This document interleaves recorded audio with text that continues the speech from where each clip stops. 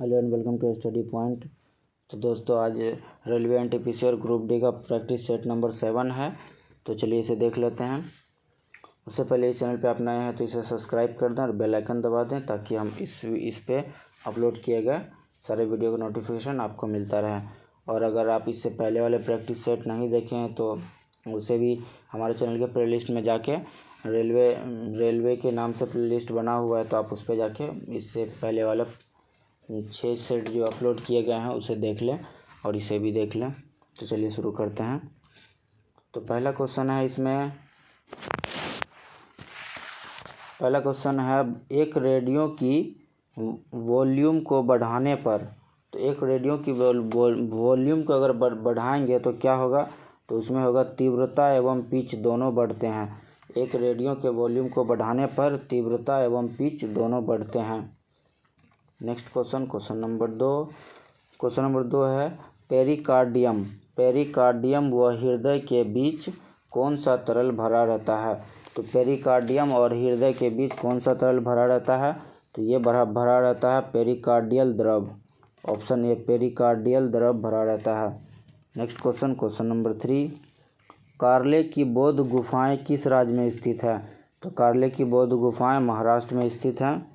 Next question number 3, निम्नलिखित में से कौन सा एक पेरिफेरल डिवाइस नहीं है। तो कौन पेरिफेरल डिवाइस नहीं है, तो ये है मदरबोर्ड जो है पेरिफेरल डिवाइस नहीं है।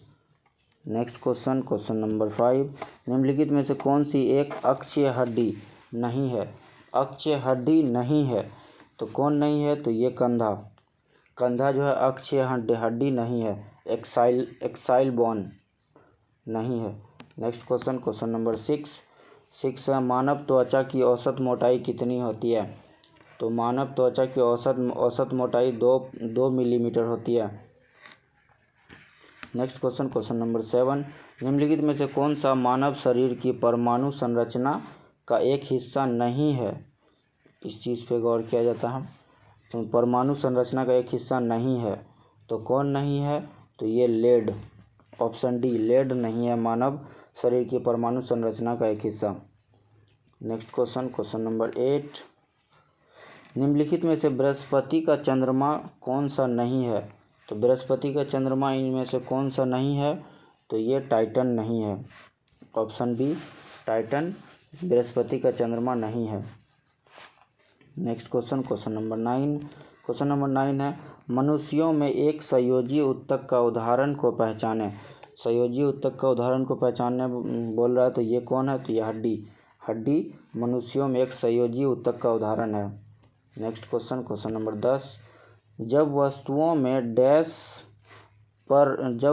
को डैश पर रखा जाता है तो अभिसरण लेंस में कोई भी प्रतिबिंब नहीं बनता है। तो वस्तु को कहाँ रखा जाए जो अभिसरण लेंस पर कोई भी प्रतिबिंब नहीं बने, तो ये हो जाएगा फोकस दूरी से ऑप्शन सी फोकस दूरी से दोगुनी से अधिक दूरी पर। फोकस दूरी से दोगुनी से अधिक दूरी पर रखा जाता है तो अभिसरण लेंस पर कोई भी प्रतिबिंब नहीं बनता है। नेक्स्ट क्वेश्चन नंबर 11, वह पहला तत्व कौन सा है जिसकी रासायनिक खोज हीनिंग ब्रांड द्वारा की गई थी। तो पहला तत्व कौन सा है, तो यह फॉस्फोरस। ऑप्शन डी फॉस्फोरस है जो हीनिंग ब्रांड द्वारा की गई थी। नेक्स्ट क्वेश्चन नंबर 12 है उत्तर कोरिया की स्थापना डैश के नेतृत्व में की गई थी। तो उत्तर कोरिया की स्थापना किसके नेतृत्व में की गई थी, तो ये की गई थी किंग द्वितीय सुंग की नेतृत्व में की गई थी उत्तर कोरिया की स्थापना। नेक्स्ट क्वेश्चन नंबर 13 है राखल लीला किस राज्य का लोक नृत्य है। तो राखल लीला असम का लोक नृत्य है। नेक्स्ट क्वेश्चन नंबर 14, चंद्रमा की सतह पर चलने वाला प्रथम मानव चालित वाहन था।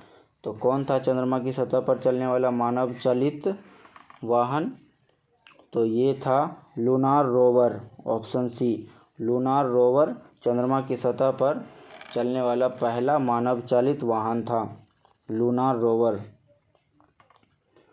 Next question number 15। चिकित्सा के क्षेत्र में पहला नोबेल पुरस्कार 1901 में डैश के टीके की खोज के लिए दिया गया था। तो किसके टीके की खोज के लिए दिया गया था? तो ये डिप्थेरिया की टीके की खोज के लिए 1901 में नोबेल पुरस्कार दिया गया था पहला। Next question number 16। गैस की श्यानता जो है ताप बढ़ने पर बढ़ती है। ऑप्शन बी, गैस की श्यानता ताप बढ़ने पर बढ़ती है। Next question number 17। Portland cement का मुख्य घटक है। तो पोर्टलैंड सीमेंट का मुख्य घटक क्या है? चूना एवं रेत। Next question number 18। प्रकाश रासायनिक धुआं किस कारण बनता है? तो प्रकाश रासायनिक धुआं किस कारण बनता है? तो ये बनता है NOx COHCO3। ऑप्शन ए के कारण बनता है प्रकाश रासायनिक धुआं। Next question number 19। विंडोज़ 7 है। विंडोज़ 7 क्या है? तो विंडोज़ 7 बहुकार्य ऑपरेटिंग सिस्टम है, multiple work operating system. Option C, Windows 7 क्या है? तो विंडोज़ 7 बहुकार्य ऑपरेटिंग सिस्टम है। Next question number 20। मृदा अपरदन के कारण ऊपरी मृदा सतह के नष्ट होने का मुख्य कारण है। तो क्या कारण है? तो इसका कारण है वनों का कटाव। वनों का कटाव जो है मृदा अपरदन के कारण ऊपरी मृदा सतह के नष्ट होने का कारण है। Next question number 21। एक संगठित सत्ता के खिलाफ सशस्त्र विद्रोह के लिए प्रयोग किया जाता है। एक संगठित सत्ता के खिलाफ सशस्त्र विद्रोह के लिए प्रयोग किया जाता है। तो क्या प्रयोग किया जाता है? तो ये किया जाता है तख्ता पलट। ऑप्शन डी, तख्ता पलट प्रयोग किया जाता है। Next question number 22। वर्साय की संधि 1919 की गर्मियों में निम्नलिखित में से किसके साथ हस्ताक्षर की गई थी?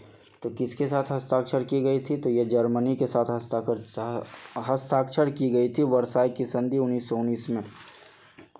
Next question number 23। एक दूरी D पर रखी हुई दो वस्तुओं के बीच का गुरुत्वाकर्षण बल किसके समानुपाती होता है?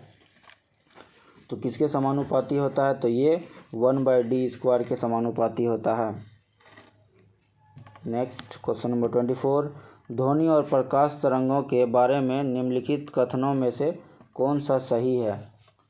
तो कौन सही है? तो ये ऑप्शन पढ़ लेते हैं। दोनों ध्वनि और प्रकाश तरंग अनुप्रस्थ है, तो ये गलत है। दोनों ध्वनि और प्रकाश तरंग अनुदैर्घ्य, ये भी गलत है।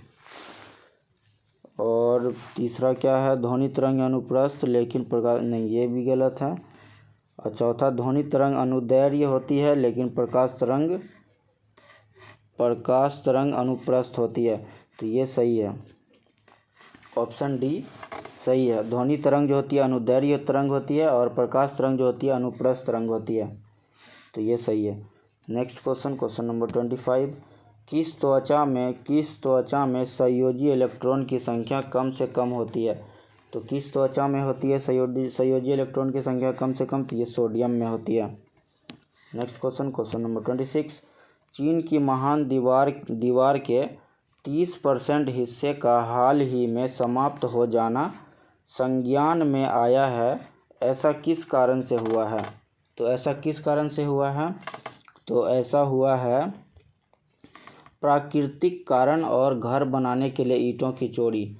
ऐसा इसलिए हुआ है क्योंकि प्राकृतिक कारण है इसके पीछे और घर बनाने के लिए ईंटों की चोरी।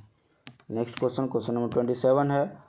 दलाई लामा कौन है और कहाँ रहते हैं? तो दलाई लामा कौन है और कहाँ रहते हैं? तो ये तिब्बत के धार्मिक गुरु हैं और जो कि धर्मशाला हिमाचल प्रदेश में रहते हैं। ऑप्शन ए सही है।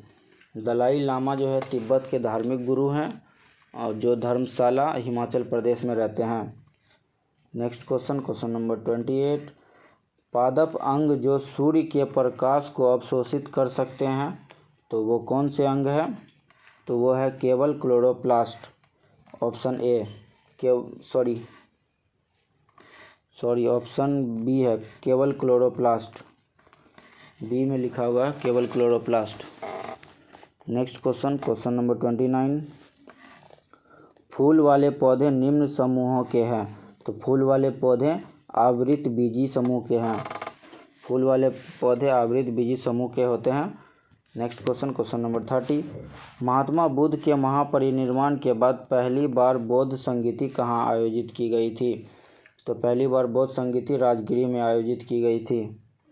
नेक्स्ट क्वेश्चन नंबर 31, शिवाजी ने मुगल को किस संधि के द्वारा किलों को हस्तांतरित किया। तो मुगल के साथ किस संधि के द्वारा किलों को हस्तांतरित किया था शिवाजी ने। तो ये क्या था, पुरंदर की संधि। पुरंदर की संधि के द्वारा किलों को हस्तांतरित किया था शिवाजी ने। और पुरंदर की संधि कब हुई थी। तो पुरंदर की संधि हुई थी 11 जून 1665 को। 11 जून 1665 को हुई थी पुरंदर की संधि। तो नेक्स्ट क्वेश्चन है हमारा 32, मनसबदारी प्रणाली किसने आरंभ की थी। तो मनसबदारी प्रणाली किसने आरंभ की थी। तो ये अकबर ने आरंभ की थी 1575 में। मनसबदारी प्रणाली अकबर ने आरंभ की थी। कब की थी। तो ये 1575 में। नेक्स्ट क्वेश्चन नंबर 33, भेड़ की तरह पूरी जिंदगी जीने से बेहतर है शेर की तरह एक दिन जियो। यह कथन किसका है। तो यह कथन टीपू सुल्तान का है। टीपू सुल्तान का ये कथन है कि भेड़ की तरह पूरी ज़िंदगी जीने से बेहतर है शेर की तरह एक दिन जियो। नेक्स्ट क्वेश्चन नंबर 34, यूरोप का मरीज किसे कहा जाता है। तो यूरोप का मरीज तुर्की को कहा जाता है। ऑप्शन सी, तुर्की को कहा जाता है यूरोप का मरीज।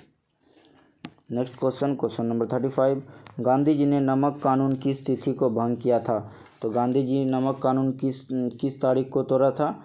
तो ये 6 अप्रैल 1930 को दांडी यात्रा खत्म होने के बाद नमक कानून को तोड़ा था।